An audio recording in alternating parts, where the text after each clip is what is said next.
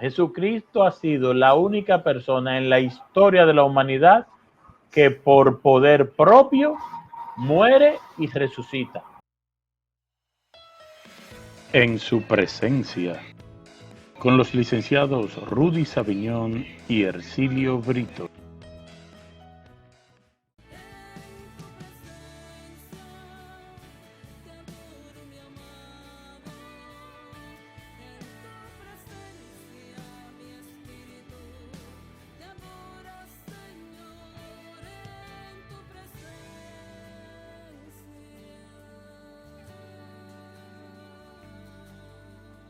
Buenas tardes, buenas noches, buenos días. Yo soy Rudy Saviñón, transmitiendo desde República Dominicana, Quisqueya la Bella. Esto es En su presencia. A mi lado, mi hermano y amigo Ercilio Brito. Ercilio, ¿cómo anda la vida? Buenas, ¿cómo está Rudy? Buenas, ¿cómo están ustedes que nos siguen a través de este canal de YouTube? Estamos dispuestos una vez más a compartir con ustedes estas reflexiones que venimos presentando a través de nuestra corta trayectoria, que esperamos sea larga. Así es, y para iniciar vamos a ponernos en la presencia del Creador. Señor, te presentamos este proyecto de hoy. Señor, acuérdate que estamos en la línea de tu palabra y estamos buscando lo que tú viniste a traernos, la salvación. Por eso hoy te vamos a pedir que nos acompañe como nos ha ido acompañando siempre, que tu favor esté siempre en la línea de nuestras necesidades y que podamos siempre seguirte como felices siervos, seguidores tuyos. Amén. Amén. Bueno, la propuesta para hoy no podía ser otra, porque ya la semana que viene, hoy estamos a 24 de marzo del 2021, ya la semana que viene comenzamos lo que para nosotros los católicos es la Semana Mayor, la Semana Santa, la cual comienza, hablábamos antes de comenzar el programa, de que es una semana con 2 domingos y 2 domingos muy, pero muy fuertes cada uno. Este próximo domingo comenzamos con la celebración del Domingo de Ramos, ¿verdad? Sí. El Domingo de Ramos, bueno, esta semana está, tú dices que tiene 2 domingos, realmente tiene el Domingo de Ramos y el siguiente domingo, el Domingo de Ramos, celebramos la resurrección de nuestro Señor, que así como es el culmen de ese paso, de esa Pascua del Señor, también es ese domingo es el inicio de la octava de Pascua. Y entonces la siguiente semana, a Semana Santa, celebramos la Semana Pascual. Celebramos la resurrección de nuestro Señor, la victoria de el Señor sobre la muerte, la victoria del Señor sobre todos los ataques, diríamos, políticos y religiosos también, o sea, la superación real de toda acusación y de todo pecado, es decir, algo nuevo, la vida nueva. Hay algo ahí importante, nunca se había dado en la historia de la salvación un acontecimiento de esa naturaleza. De hecho, hoy por hoy, nosotros los cristianos entendemos que ha sido el acontecimiento mayor y más significativo de toda la historia de la salvación y naturalmente de nuestra vida en la fe. El Domingo de Ramos, se celebra el Domingo de Ramos, que es la entrada triunfal de Jesús a Jerusalén, de donde ya no va a salir más sin ser juzgado, muerto, crucificado, a través de la cruz y también resucitado. Ese nos cuenta la Sagrada Escritura que es 4 días antes de la celebración, de la gran celebración de la Pascua del Señor, el Domingo de Ramos, que celebramos esa entrada. Jesús entra 4 días, por eso algunos agiógrafos piensan que el día de lo que se celebra el Viernes Santo, que es la muerte, la pasión y muerte de nuestro Señor Jesucristo, debería celebrarse el jueves, y no el viernes, porque la muerte de Jesús fue 4 días después de su entrada triunfal a Jerusalén, cuando los niños y todos los jerusalemitanos aclamaban el señorío de Dios que entraba en la persona del Hijo triunfante a Jerusalén. Y eso fue tan así. O sea, tú sabes que la Biblia tiene muchas cosas que son simbólicas y que expresan cosas del momento. Pero en este caso, la entrada a Jerusalén en aquel borrico y Hosanna, bendito el que viene en nombre del Señor, fue el domingo antes de su apresamiento. Fue el domingo, hoy diríamos un domingo, fue 4 días antes de la muerte. 4 días antes de la muerte. Después de la entrada, estando en Jerusalén, lo tomaron preso. Pero todo eso para la historia significa que eso se celebró esa vez, pero jamás en la historia se ha dejado de celebrar. Ese fue el simple inicio en la historia de esa semana de muerte y resurrección, de trayectoria hacia la Pascua de Jesús.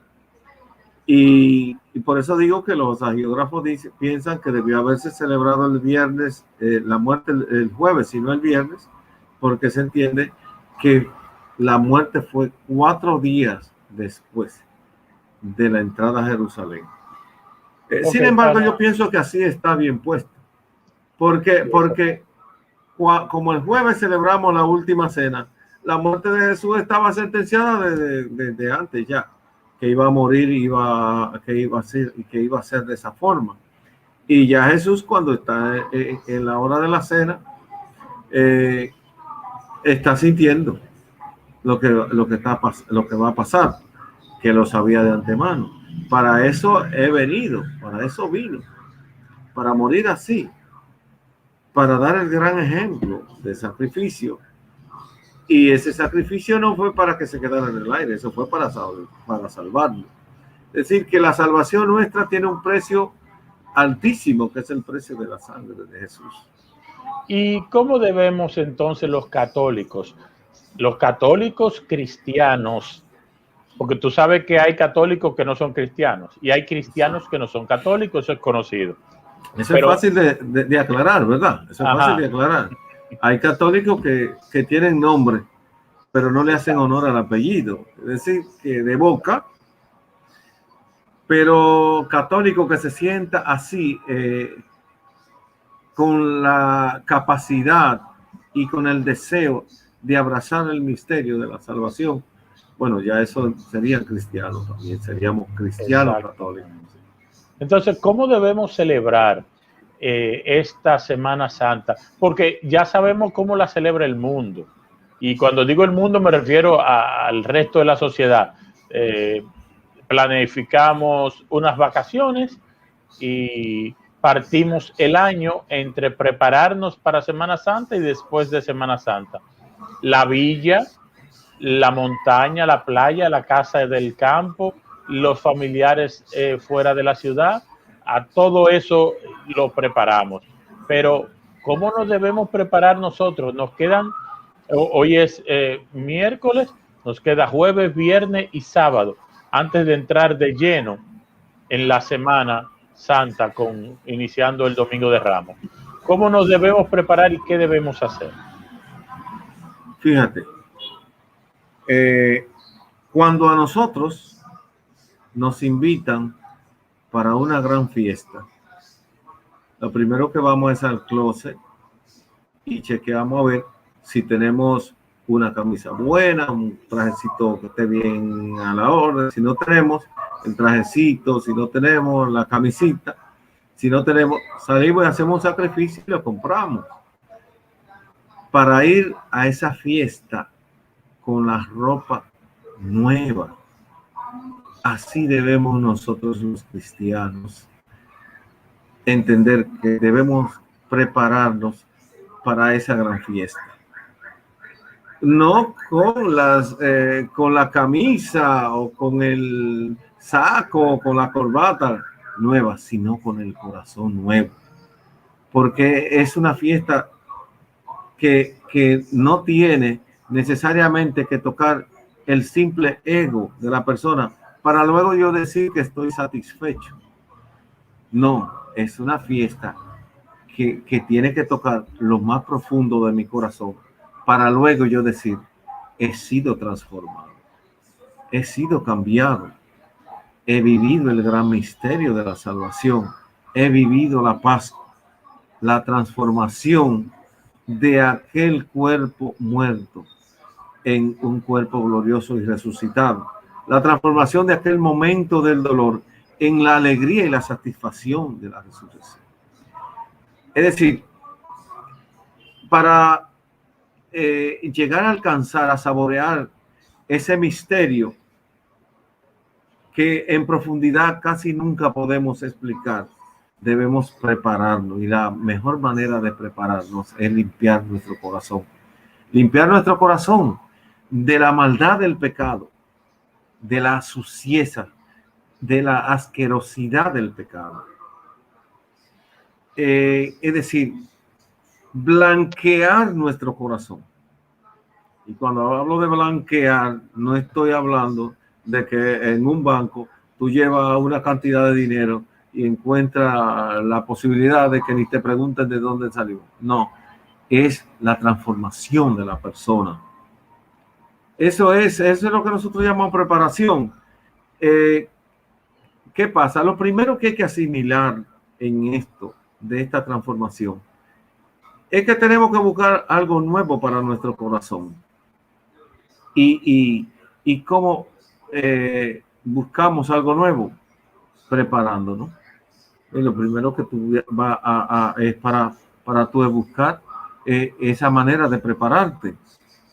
Si tú vas a preparar una fiesta en tu casa, como la vas a preparar en tu corazón, lo primero que tú tienes que hacer es barrer, limpiar, poner todas las cosas en orden y después que vengan la visita y que se le abre la puerta para la fiesta.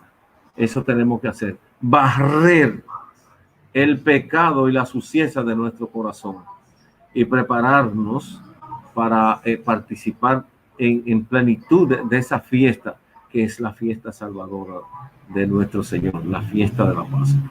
Y entonces, vamos a comenzar. El domingo vamos a misa, vamos a celebrar la entrada gloriosa y triunfal de Jesucristo a Jerusalén con los ramos. Nos llevamos esos ramos bendecidos a la casa, todo muy bonito, los vamos a poner a hacer cruces, vamos a hacer collares, vamos a hacer todo lo que hacemos con los ramos, lo vamos a hacer en la casa.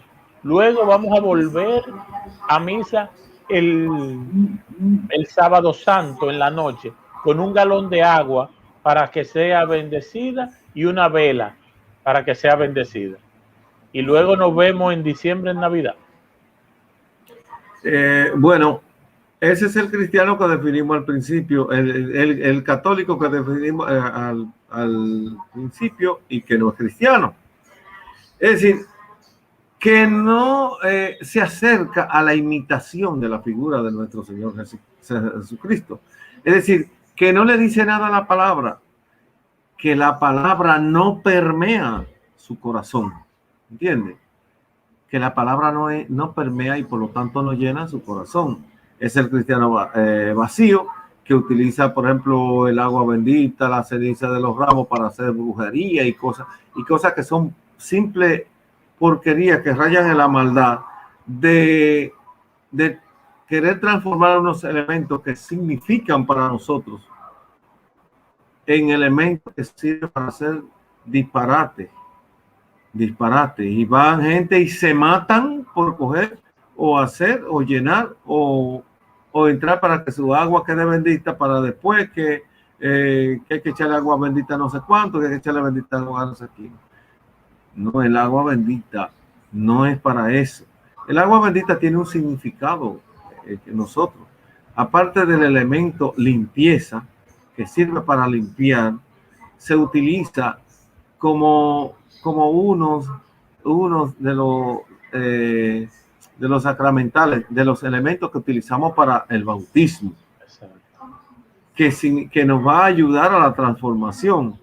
Que antes, y ustedes ven a Jesucristo, Juan el Bautista bautizaba con agua en el Jordán y se bautizó Jesús en el Jordán, pero va a significar el comienzo de nuestra vida cristiana, el bautismo, y nosotros ese día también hacemos una renovación de nuestra promesa bautismal, de aquel momento en que nos hicimos cristianos y nos incorporamos a la iglesia, a la casa de nuestra fe, porque el bautismo significa entrar a pertenecer a la iglesia de nuestro Señor Jesucristo.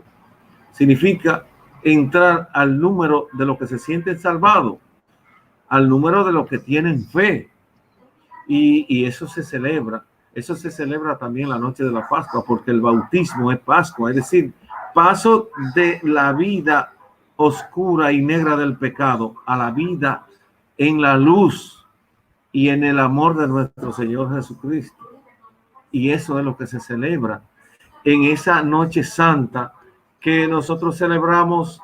Comenzamos la celebración el sábado y terminamos la madrugada del domingo, como dice el merengue. Aleluya, Cristo resucitó la madrugada del domingo. Eso entonces, es nuestra Pascua. Lo que debemos hacer es, la iglesia te plantea ir el domingo a misa, vivir esa Eucaristía, vivir la efervescencia que se vivió en ese momento en Jerusalén con la entrada de Jesús. Sí. Osana. Es abrir el episodio de Jesús, de un Jesús peregrino que está llegando a su final, y que paso a paso se está acercando al misterio cuando entra al triunfante en Jerusalén, y que va camino hacia el sacrificio, y que luego se dará el paso después del sacrificio, y al tercer día nos dará la gran sorpresa de la resurrección. Okay, pero el lunes santo, después del domingo, recogemos los ramos, estamos felices en nuestra casa porque el domingo es un día de mucha bulla, de mucha alegría. Ahí no. El lunes nos vamos preparando para participar en la cena. Generalmente las parroquias, las iglesias, lo utilizan para tener momentos de reconciliación, se dan charlas y retiros que nos van preparando poco a poco para que cuando lleguemos al momento de celebrar, primero la cena del Señor, que se celebra el jueves, donde pero no te adelantes y ve al martes. El martes. Bueno, el martes, generalmente lo que se está haciendo por volumen, diríamos por el volumen de personas que participan, son preparaciones por grupales, okay. Pero también se va celebrando la Eucaristía también, y de alguna manera las lecturas nos van encaminando hacia ese misterio que se va a celebrar. Te digo, si hablamos de que debe pasar 3 días entre la muerte y la resurrección, si la muerte fuera el jueves, a la madrugada del domingo, la resurrección, pues ahí estaríamos contando 3 días. Pero la tradición, lo que hemos ido haciendo es que se celebra, se va preparando la persona, es decir, ese trayecto de lavado de nuestro corazón, de reconciliación, para llegar a participar en plenitud de ese misterio de la muerte y la resurrección, pues se va haciendo en esa semana. No significa esto que en los otros tiempos no debemos estar preparados. Recuerden que el Señor va a venir a rescatarnos como un ladrón en la noche. Y si no estamos preparados, a lo mejor no tendremos la oportunidad de estar con Él y se cierra la puerta y nos quedamos fuera. Pero como un elemento, como una cultura de nuestra iglesia, ese tiempo del Domingo de Ramos hasta el jueves es de preparación, de dar pasos encaminados para ir primero a celebrar la cena, que el Jueves Santo es donde se instituye la Eucaristía, donde ahí Jesús comienza el triduo pascual. Ahí comienza pascual es viernes, sábado, jueves, viernes y sábado por la noche. Exacto. Entonces, el jueves comenzamos con el triduo pascual, ¿con qué? Comenzamos precisamente con la celebración de la Cena del Señor, donde se instituye, por así decir, el sacramento del orden sacerdotal, y también el sacerdote como el ministro de la Eucaristía, donde Jesús se presenta como sumo y eterno sacerdote, es decir, como el sacerdote por excelencia, y entonces se instituye ese ministerio ahí, porque sí, antes habían sacerdotes, pero en muchas ocasiones dijo: no crean en los sumos sacerdotes. Sí, era un sacerdocio es el eterno diferente. Sacerdote. Y era un sacerdocio diferente. Entonces ahí es donde se celebra la misa de la cena de la pasión. También ahí se instituye el sacerdote. ¿De acuerdo? Ese generalmente en la cultura católica, en la mañana, los sacerdotes renuevan su sacramento, y también se bendicen los aceites con lo que van a ser ungidos, lo que durante el año se van a consagrar sacerdotes, se van a hacer catecúmenos, es decir, van a comenzar un proceso de preparación, y también los que son bautizados con el Santo Crisma. También en esa noche, confirmados. Exacto, en esa noche hacemos el sacramento, que no es un sacramento, pero debería serlo, de la humildad, que es donde Jesús se quita el manto y le lava los pies. Sí, eso está dentro del ritual de la celebración de la Eucaristía, donde Jesús enseña a sus discípulos, y nos enseña a todos a través de ellos, que nosotros tenemos que ser humildes y saber que no estamos para ser servidos, sino para servir. Y ahí se hace el rito del lavatorio de los pies, donde el sacerdote tiene que lavarle los pies a 12 discípulos. Personas, sí, escogidas para eso. El recuerdo de aquel momento cuando Jesús se bajó hasta los pies de sus discípulos y le lavó los pies y le besó los pies, como signo de humildad. ¿De la humildad de quién? Del sacerdote. Por eso hay sacerdotes que se le olvida eso. Hay personas que se le olvida eso, y se le olvida ese gran gesto de humildad. En otras ocasiones Jesús dijo que teníamos que convertirnos como niños, y saliéndole un poco del tema, ¿qué hacen los niños? Que depende totalmente del padre. Si nosotros, de los padres, Si nosotros nos hacemos como niños delante de Dios, todos tenemos que pedírselo a Él, porque los niños todos se lo piden al Padre. Y no solo se le piden. ¿Y qué hacen los niños también? Que entienden que porque sienten que el Padre es suyo, que el Padre no es padre de otro, sino que es su Padre. Lo ven como su propiedad. Y así tenemos que ser nosotros con Jesús, que es como de nuestra propiedad, pero para eso hay que tenerlo aquí mismo dentro del corazón. Es un gran gesto de humildad que se hace en esa celebración y ha sido hasta criticado por otros en algunas otras congregaciones, pero ese gesto de humildad no va a pasar en la historia, no va a pasar a la historia y se va a quedar en el aire. Ese siempre tiene que darse porque Jesús quiso que sus discípulos fueran reales servidores. Y dentro del servicio está que hay que hacerlo con humildad. Si no, ese servicio no es ofrenda agradable a Dios. Claro. Si está hecho con soberbia y no con humildad, no es agradable a Dios. Y si se hace con un ego la ofrenda. Claro. Si se hace con el ego de que lo estoy haciendo para que lo vean, que yo soy humilde, como que no está funcionando. Ahí mismo murió la humildad. Como dice el mentira del diablo. Así es. El diablo se mete por cualquier sitio. Por donde sea. El Viernes Santo, el viernes ya es donde se celebra la pasión. ¿Por qué? Porque los 3 momentos grandísimos, exageradísimamente grandes de la vida de nuestro Jesús son la institución de la Eucaristía, que fue la que nos dejó como alimento y además como elemento de unidad en alegría por su muerte y su resurrección. Y el momento de su muerte, de su pasión,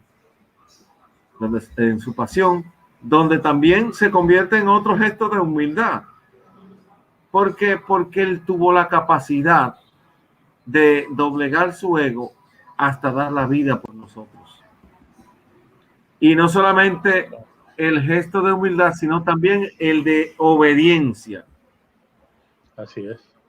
Donde él está obedeciendo la voluntad del Padre, que quería que su hijo muriera así para salvarnos. Y donde nosotros tenemos que entender.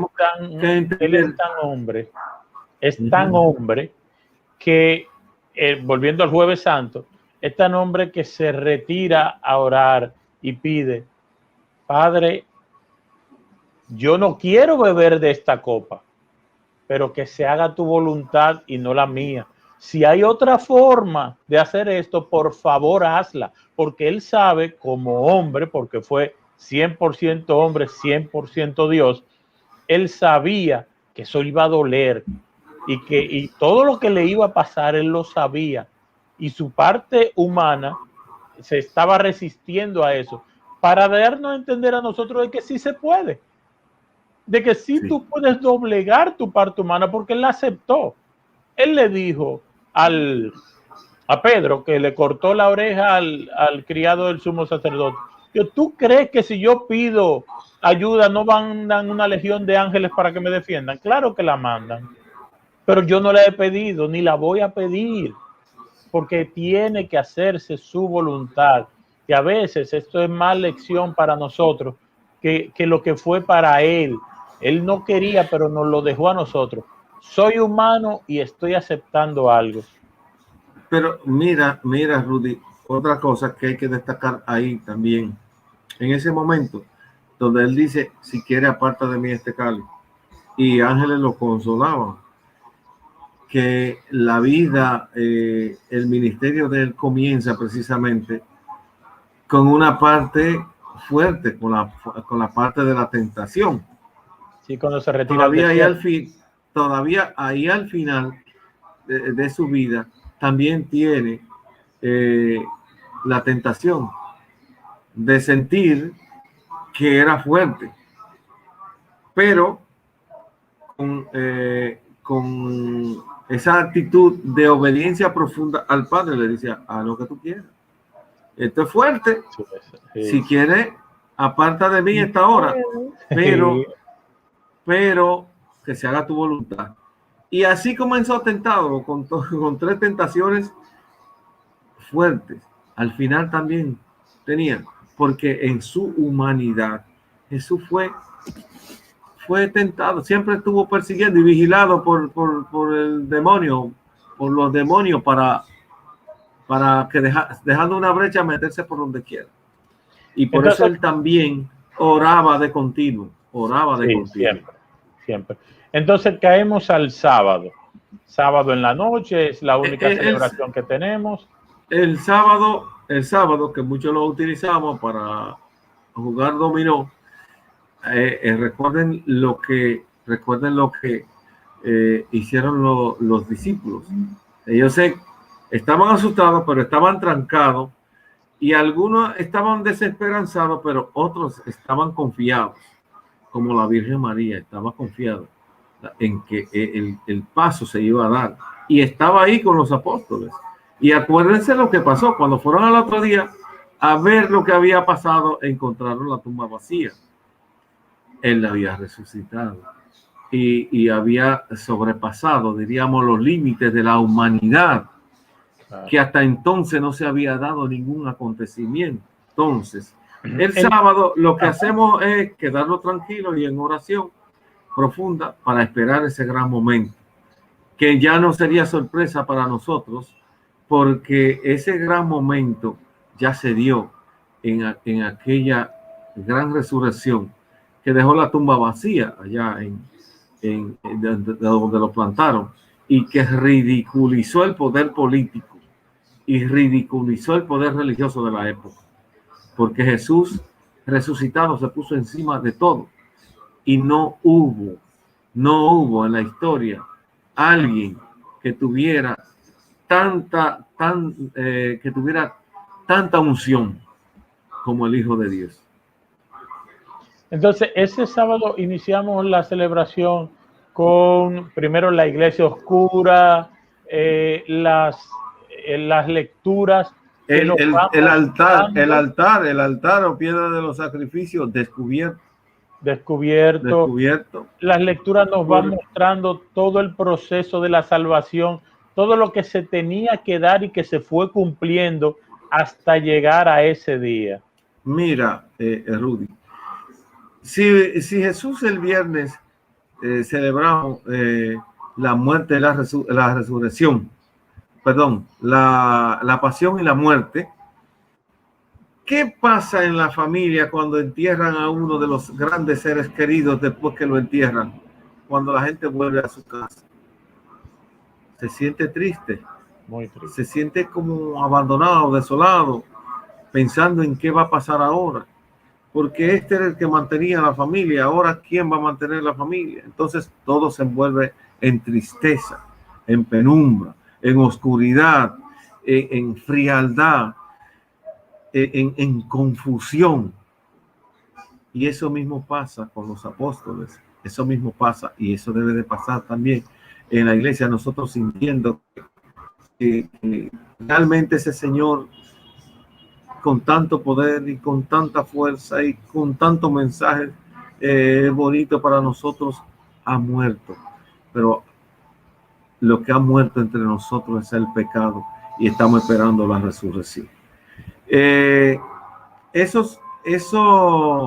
Ese gran misterio, porque esto es un misterio, porque todavía nos explicamos solamente a partir de que que se ha hecho la voluntad del Padre, y la voluntad del Padre era que Jesús también resucitara, para darle validez a todo lo que el mismo Jesús había predicado.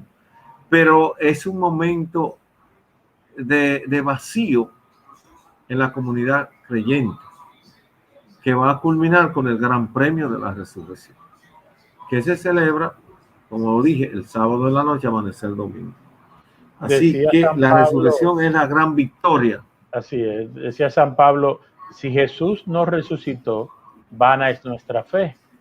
Entonces, los cristianos Los católicos cristianos, ya hemos hablado de la diferencia entre ellos y ya le hemos explicado qué hacer desde el domingo de Ramos hasta el domingo de Resurrección.